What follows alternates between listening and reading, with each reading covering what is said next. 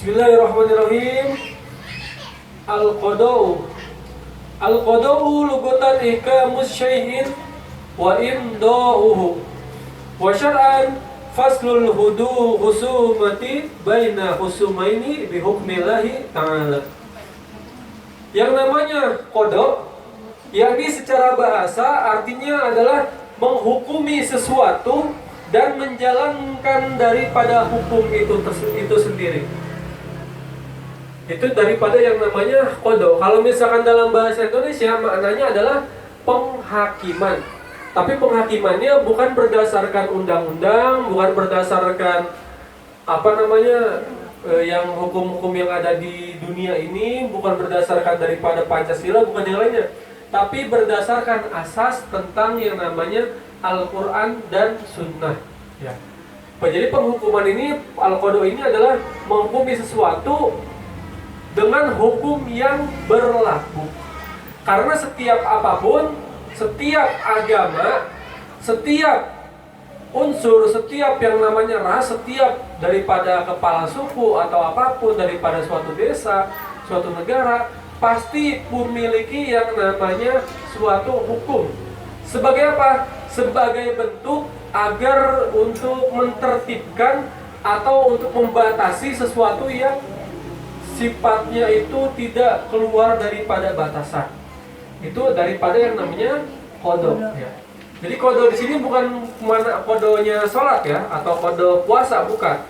Kalau qada itu adalah sesuatu yang dilakukan di luar waktunya. Itu kalau qada yang itu. Kalau qada ini adalah qada dalam penghakiman.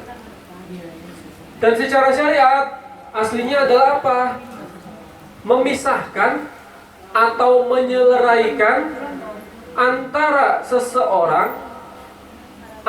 dua orang yang sedang berselisih dengan hukumnya Allah Ta'ala. Nah, dengan hukumnya Allah Ta'ala.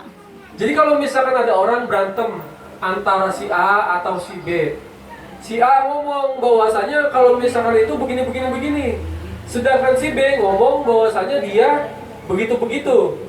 Nah, bagaimana cara menyelesaikan permasalahan ini? Maka ditinjau atau ditimbang dengan hukumnya Allah. Hukumnya Allah. Kenapa? Karena setiap kalau orang berantem itu pasti punya alasan sendiri ya. Kalau orang yang berantem itu pasti dia punya alasan tertentu biar dia itu selalu merasa benar, selalu merasa dirinya yang paling baik, selalu merasa dirinya itu yang paling bagus di antara yang lainnya.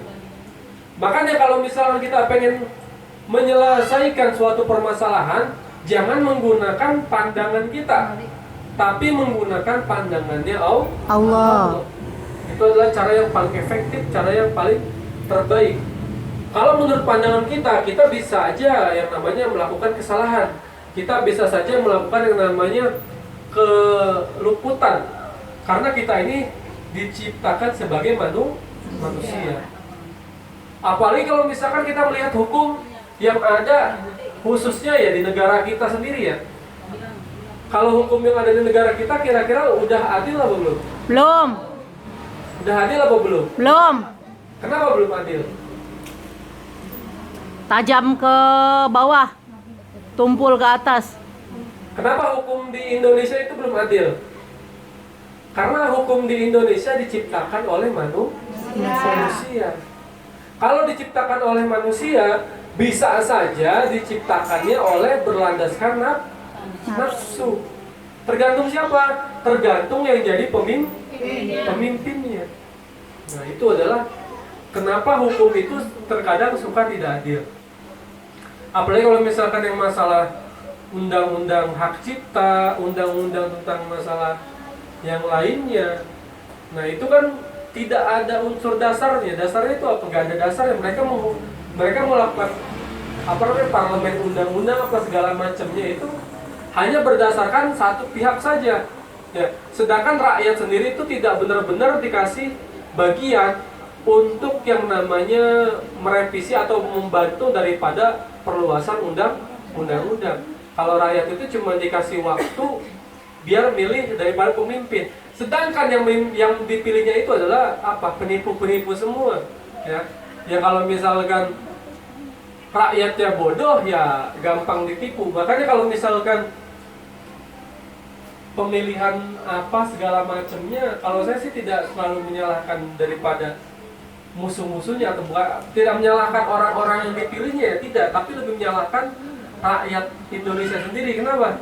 Karena memang saking bodohnya ya gampang ditipu. Jadi tidak sekonyong-konyong langsung menyalahkan daripada pemimpin yang dolim atau bagaimana. Tidak, karena memang pemimpin Indonesia itu adalah cerminan dari rakyatnya itu Sendiri. Itu adalah hal yang pasti ya, nggak hal yang kita pengen pemimpin yang bagus atau apa segala macam. Lihat dulu, banyakkan mana orang-orang rakyat Indonesia yang rakyatnya pintar atau rakyatnya yang bodoh-bodoh. Bodoh, banyakan yang bodoh. Kalau misalnya rakyatnya banyakkan yang bodoh-bodoh, maka pemimpinnya juga merupakan cerminan dari rakyatnya. Seperti itu. Dan kalau misalkan di dalam kitab Ta'limul Mutalim itu pernah dijelaskan bahwasanya dalam suatu hal yang paling sulit, kira-kira kalau menurut ibu-ibu hal yang paling sulit dilakukan di dunia ini apa? Hal yang paling sulit dilakukan di dunia ini itu apa? Hah? Apa? Yang paling sulit dilakukan di dunia ini apa? Kira-kira? Apa? Ada yang tahu? Sholat sulit apa mudah? Sholat sulit apa mudah? Mudah. Puasa sulit apa mudah? Mudah. Kira-kira hal yang paling sulit yang dilakukan di dunia ini apa? Yang mungkin keterkaitannya dengan syariat. Hah? Apa? Ikhlas. Ada yang lain? Sabar. Ada yang lain?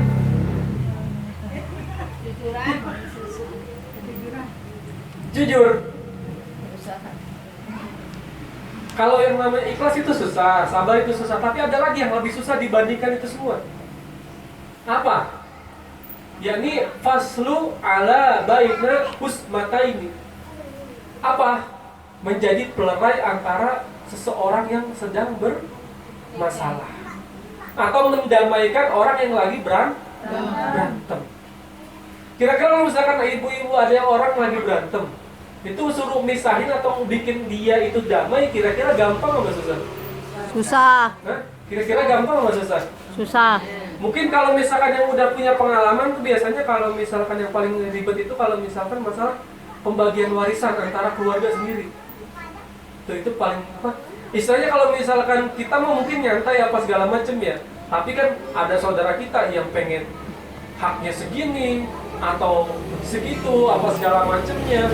Terus ada lagi yang saudara yang lain yang malah tidak terima atau malah mungkin merasa dirinya harusnya saya segini, sementara saudara yang lain merasa dirinya harus segitu. Itu kan cara menyelesaikan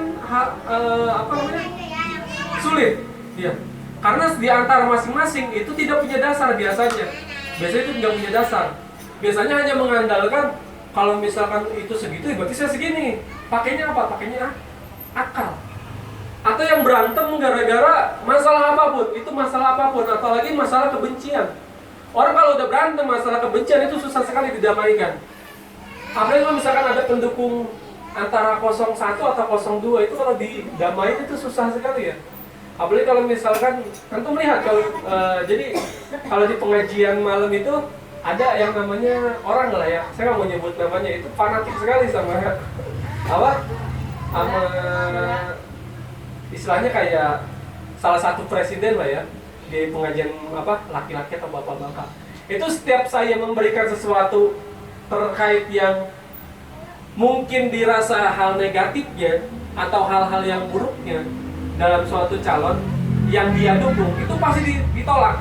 Gak mungkin. Dia itu sudah berjanji pada Al-Quran, dia itu sudah berjanji sama gitu, gak bakal yang namanya mengkhianati. Tetap saja ya, kalau misalkan dia mau berjanji dengan Al-Quran, mau apapun, bisa aja ada kecenderungan dia itu melakukan kedoliman atau ketidakadilan. Iya. Gak mungkin, gak ada yang sempurna. Antum dukung mati-matian salah satu paslon, taunya antum dikhianatin kayak tahun-tahun sebelumnya. Itu bagaimana? Ya, jadi kita itu nggak perlu yang namanya terlalu signifikan atau terlalu fanatik dalam suatu hal. Nah, balik lagi ke masalah mendamaikan dua orang yang berselisih. Kalau mendamaikan dua orang yang berselisih itu sangat susah sekali. Apalagi kalau misalkan sudah ada unsur yang namanya kebencian, ya, unsur yang namanya Kebencian.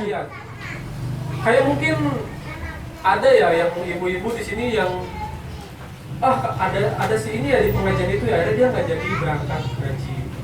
Ada si itu ya yang ngajinya, akhirnya dia nggak jadi berangkat ngaji. Karena apa? Karena saking bencinya. Ketika kita mencoba meleraikan, tetap aja ya orang kalau udah dimakan dengan rasa benci, orang mau diomongin apapun itu susah. Ya, orang mau diomongin apapun susah. Makanya kalau di dalam kitab Ta'lim Ulumut Ta'lim, hal yang paling susah dilakukan bagi seorang, bahkan seorang ulama sekalipun, adalah mendamaikan orang yang sedang berselisih. Israel sama Palestina, ada yang bisa mendamaikan? Saya kasih uang. Ada yang bisa mendamaikan Palestina dan Israel? Hah? Nggak ada. Kalau misalkan sabar masih bisa dilatih, ya. Karena itu prinsipnya adalah kepada diri sendiri. Tapi kalau mendamaikan orang lain, itu dibutuhkan effort yang benar-benar keras. Bahkan dibutuhkan yang namanya benar-benar kesabaran yang paling benar-benar. Dan itu pun kadang orangnya pura-pura baikan, padahal di belakangnya masih bermusuhan. Seperti itu.